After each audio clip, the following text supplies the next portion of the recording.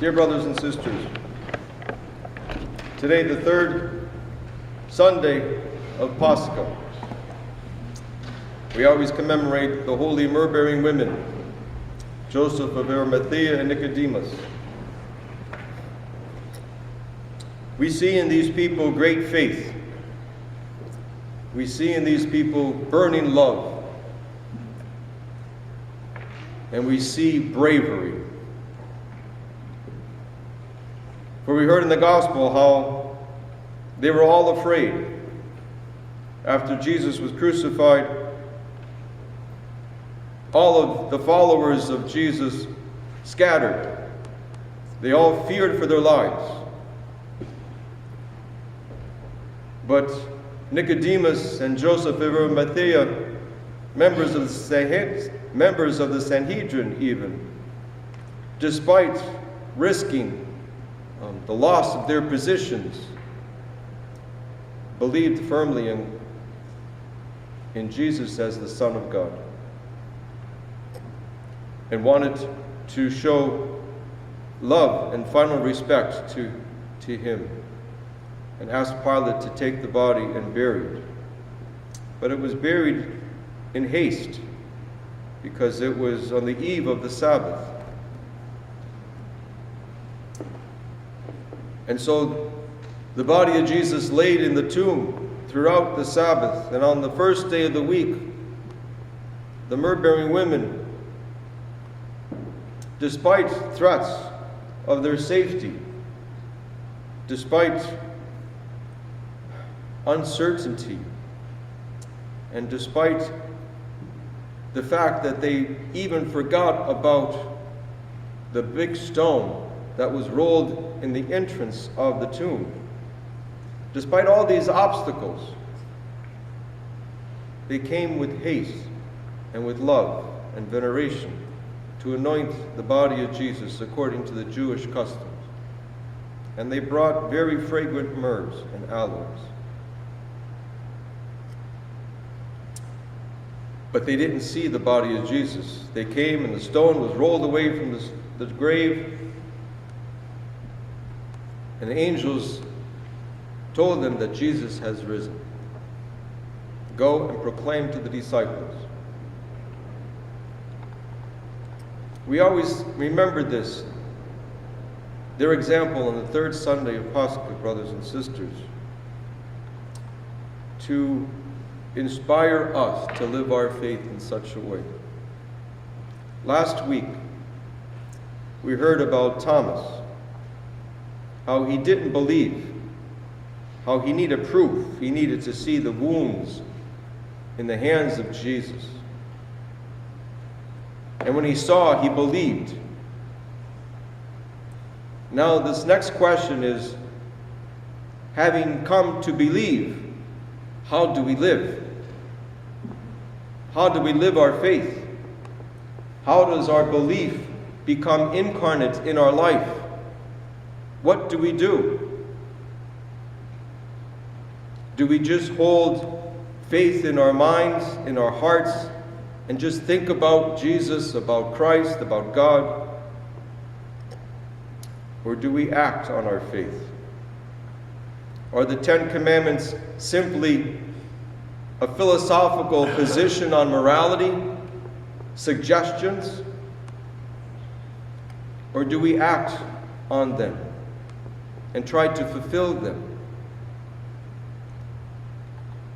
Did Jesus really rise from the dead? Is this just allegory to inspire us to get through this life?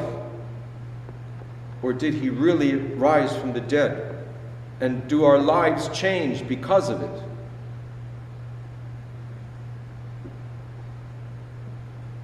The Myrrhbearing women didn't let obstacles, threats, dangers, difficulties to weigh down on their faith. What moved them was a burning love for God and a strong faith that God is merciful. And for us, we too strive to live our faith. We may not have to bring myrrh and aloes. We may not have to anoint the body of Jesus. But what we bring to him is love. What we bring to him is our devotion to living the virtues of peace, compassion, forgiveness, mercy, long-suffering, patience, prayerfulness, faithfulness to God. We bring to our Lord our commitment to follow and to fulfill the commandments. We bring to our Lord our efforts to love him with all of our hearts and to love our neighbor as ourselves. We bring to him our efforts to fulfill the Beatitudes of longing and searching for righteousness, of striving to come to God with a pure heart, of being merciful, of being peacemakers, of bearing difficulties and even persecution for his sake. We bring to our Lord our efforts in carrying our cross in life. We bring to our Lord many things. And faith changes us. Every Sunday we come and partake of the holy mysteries, the body and blood of Christ. Let us never receive the mysteries as a formality or as simply symbolic or as something that we do every Sunday without thinking about it. If we had an announcement or we heard somehow that Jesus himself would be here in the flesh for us to physically see, how would we prepare for that? Of course, we would prepare with great urgency and great fervency. But we don't have to see him with our physical eyes to understand that every time we come into this church and every time we partake of the body and blood of Christ, we should prepare for that in the same manner, with such urgency and fervency and love and faith. Jesus rose from the dead. He defeated sin, and that should motivate us and strengthen and nourish our faith so that our lives and everything we do in life reflects our burning faith in that. We don't fall into the traps of materialism. We don't put off church and God on the last thing on our list of priorities to do. We don't excuse ourselves and justify our misbehaviors. We don't forget about God. We don't live our life in this world trying to suck everything out of it, all of the possible pleasures we can, because eat, drink, and be merry, for tomorrow we die. But rather, we live our lives because Christ rose from the dead, and our lives should be different and should reflect that.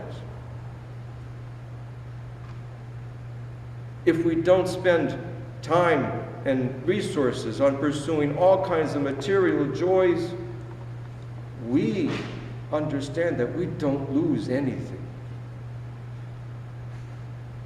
And if we don't spend and waste time and energy on so many earthly pleasures, then we have more time to commune with God. We have more time to be touched by his love, to pray. You know, the saints lived extraordinary lives. They overcame all kinds of difficulties. but they lived probably the most joyous lives that can be lived. And they didn't need earthly pleasures. They didn't need material pursuits, because they had a burning love for God.